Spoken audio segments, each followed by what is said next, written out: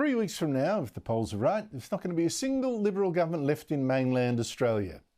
New South Wales Premier Dominic Perrottet is still relatively popular, but after 12 years of government and scandals, the Liberal Party is looking pretty ragged and tired. Labor leader Chris Minns might not look like Foreman material, but his quiet, pleasant, not aggressive style doesn't make him seem like a threat.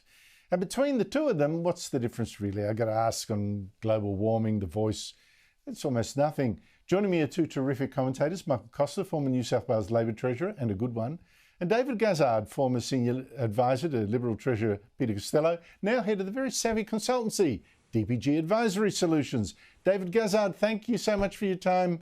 This is a debut for you. How did it get to this, that the Liberals look like losing their last mainland government?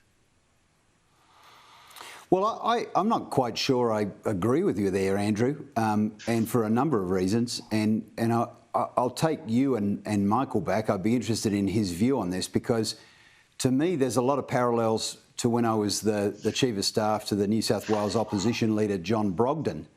And he had only just assumed the position.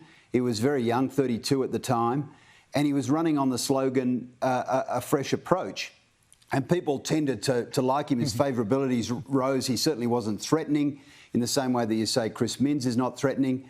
But at the end, people went with what they knew. They went with the experience of Bob Carr, and the Labor government was elected for another term. Now, the reason I raise this as a period of parallel is that we ran with the slogan, a fresh approach. And that essentially meant that there was nothing really that anyone understood about John. He had no equity positions. And if you tried to run a line out there, no one tended to believe it. And what's Chris Minns running on now? Because no one actually knows who he is. He's running on a fresh approach, which says, look, we're new, we're funky, we're gonna do stuff, we've got energy and all that. But no one knows what these guys will do. And the reason I'm telling this story is that we are living in a time where people are probably pretty cautious about what they do with their vote at the end of March. They've got cost of living pressures going, through the stratosphere. They're worried about where things are going. Do they want to take a risk to someone they don't know? So they weren't in 2003, and I think there's a case to say that they won't now. And Labor has to win, 10 seats to go. Let me go to Michael Costa on this. Michael Costa, great to see you. Do you agree with that?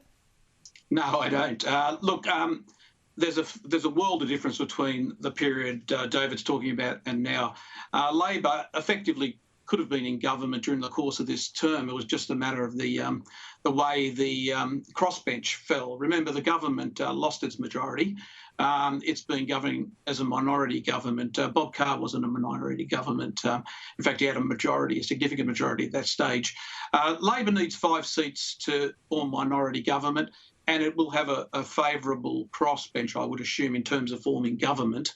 I think that's the most likely outcome. I do put a caveat on it, and that is I think this week's performance at the federal level did cause some problems, I think, in New South Wales, because it does allow the coalition to run a campaign on taxes and, can you believe these people and everything else. But if you actually saw today's press conference with Chris Minns, you're dealing with a different Labor leader. And you know my position on the previous Labor leaders and their fitness for government over the last 12 years. We're not in that position anymore. Chris Minns sounded like Michael Egan today, or even myself, talking about the fiscal position of the state.